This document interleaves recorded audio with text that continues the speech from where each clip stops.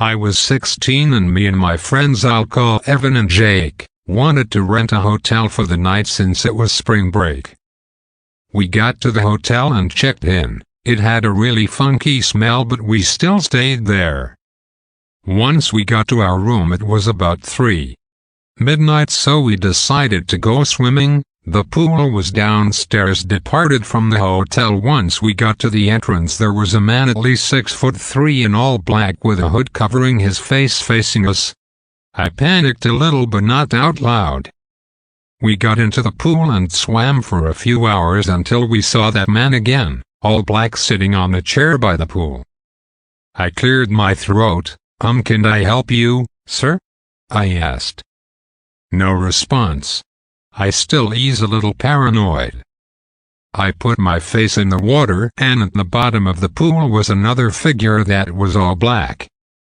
I screamed like a little girl and ran for the door. I looked back and saw nothing, not the guy in the chair or the guy under the pool.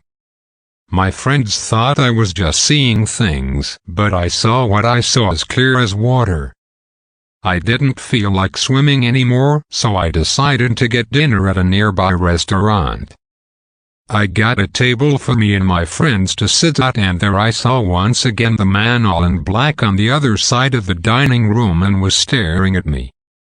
I have had enough. I went over there and I lost track of him and he took off.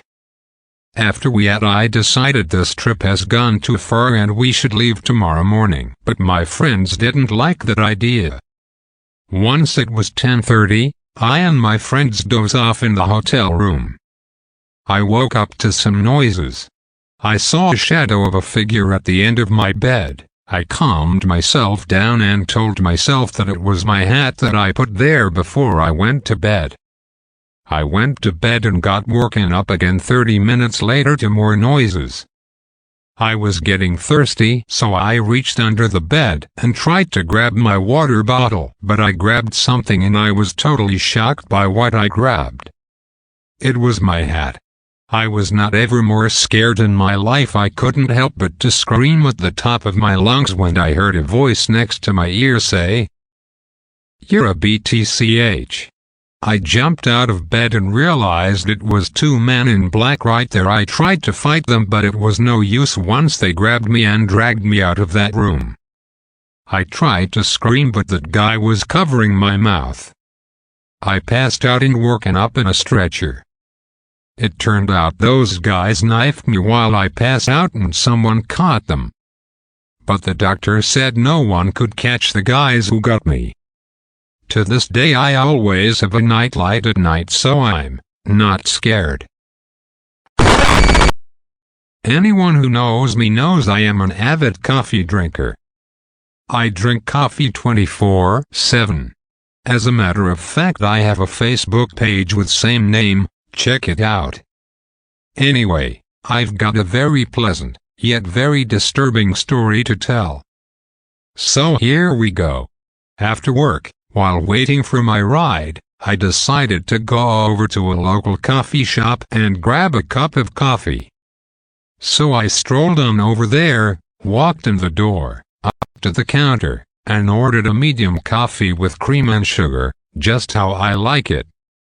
Don't judge. The cashier lady, not my favorite cashier lady, a beautiful blonde goddess with angelic blue eyes, that I'd been crushing on for months. I didn't see her anywhere. As a matter of fact, I didn't see anyone else either. Just me and the new girl. An older lady, kinda creepy, with stringy gray hair, age spots, and these FCKG up-looking green eyes. Anyway, she went to go make my coffee. Seconds later she came back with said coffee and placed it on the counter in front of me, rang it up, and told me the price. I, with anticipation of tasting this wonderful concoction that now sits in front of me, whipped out my debit card and proceeded to swipe it through the card reader. Then, the most horrific thing happened. Those 4 little words that no one with a debit card ever wants to read, came flashing on the screen, unable to read card. No, this can't be happening. So I swiped my card again, same thing, again, same thing. Ugh. So the creepy cashier lady says, "Let me see if I can swipe it through on my side." Okay, anything at this point. So she swiped the card through on her side, same thing. Why, Lord, why? Meanwhile I can hear the coffee calling my name, Mike. Mike. Oh, the torture. She then looked at me and says, "Hey, don't you work at the grocery store across the street?" I say yes, yes I do. Here is the disturbing part. She says, "It's just coffee, you can have it on the house." The angel started singing, all the planets aligned, and for that brief moment, all is right with the world. I got free coffee.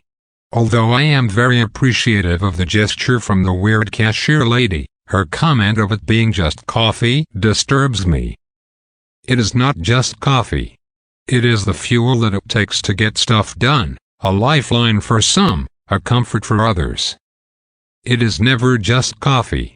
"Thank you, ma'am," I said as I took the cup off the counter, walked back through the door, and back over to where I was sitting waiting for my ride.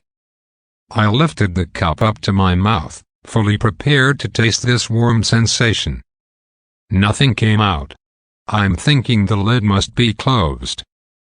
So I lowered the cup down to check it out. Nope, not closed.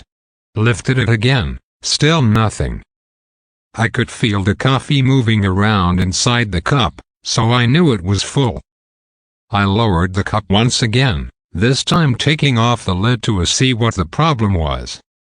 What I saw inside almost made me want to stop drinking coffee, almost. As I lifted the lid, I saw the two beautiful blue eyes of my favorite coffee lady floating in my cup. One must have plugged the hole in the lid, stopping the coffee from coming out. I was in shock, horrified. Then I thought about it. There was no way that beautiful creature would ever go out with the like of me. But now, I'd always have a piece of her wherever I'd go. So I took the eyes out of the cup, shaking the coffee off of them, and put them in my pocket, put the lid back on the cup, and commenced to drinking my coffee. DMN, it was good.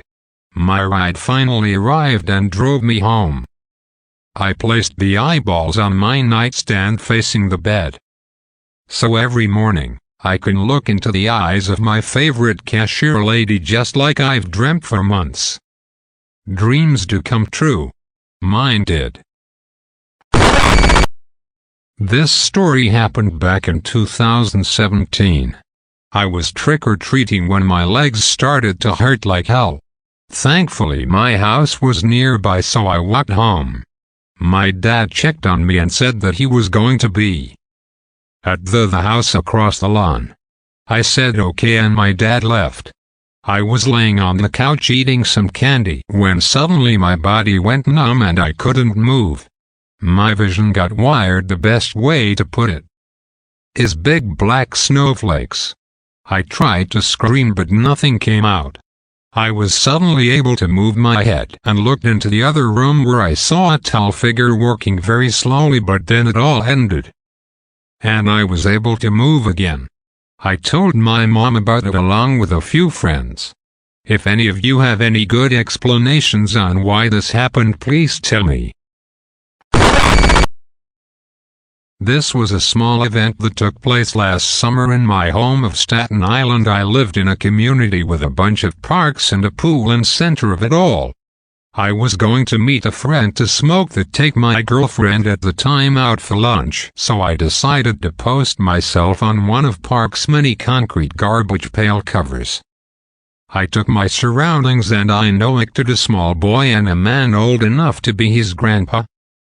I felt something was wrong. I come from a family of cops, so my blue blood is kicking in.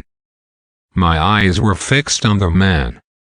1 brown eyes, fair skin, salt and pepper hair that was thinning, and a red and blue tablecloth button-up shirt. My gut said watch him, so I did. The entrance to the playground was adjacent to me on the left side. The man and the child were making the right turn to come the entrance as I lit my smoke. I notices the distance between them. The kid didn't even acknowledge this man. This where it hits me. The kid runs in the playground. The man keeps walking past the entrance. I broke sight to watch the kid run, and when I returned to the man, he was looking at me, my gut feeling the sense of a predator. As we locked, he smiled the biggest SHT-eating grin like a malicious child with his hand in the cookie jar. He began to make an exit out of the park, which is adjacent of me on the right side.